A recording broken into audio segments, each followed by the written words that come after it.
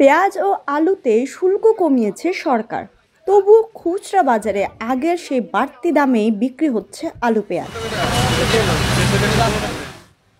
রাজধানীর বিভিন্ন বাজার ঘুরে দেখা গেছে খুচরা বাজারে প্রতি কেজি পেঁয়াজ আগের মতো 120 টাকা কেজি দরে বিক্রি হচ্ছে।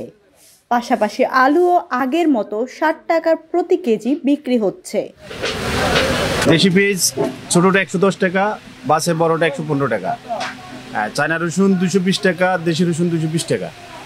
আর দেশি আদা আপনার আছে 320 টাকা, চায়নার আদা আছে 300 টাকা। আলু লালটাও 60 টাকা, সাদাটাও 60 টাকা। বাজারে এই দুই পণ্য বাড়তি দামের বিষয়ে ক্রেতারা জানান, অনেক দিন ধরে 120 টাকা কেজি দরে পেঁয়াজ কিনতে হচ্ছে। বাজার মূলত শুনি মুখে মুখেই কমে, বাজারে আসলে তো দেখি যে আসলে আগের চেয়েও দাম বাড়তি, সবসময় তো দেখি তাই।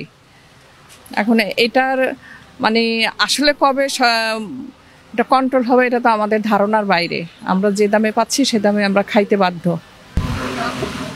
এদিকে ব্যবসায়ীরা জানান, দাম বৃদ্ধির কারণ হিসেবে তারা দায়ী করছেন ফলন কম হওয়া, আমদানি শুল্ক না কমে আসা সহ বিভিন্ন অজুহাত দিচ্ছেন তারা। বলতেছে পেঁয়াজ আসতেছে এরকমই শোনা যাইতেছে, পেঁয়াজ এখন পর্যন্ত আমাদের হাতে আসেনি। আশা করা যায় নিত্য পণ্যের আমদানি শুল্ক ও রেগুলেটরি ডিউটি প্রত্যাহারের ফলে আলু ও পেঁয়াজের দাম কমে যাবে এবং ভোক্তাদের স্বস্তি দিবে।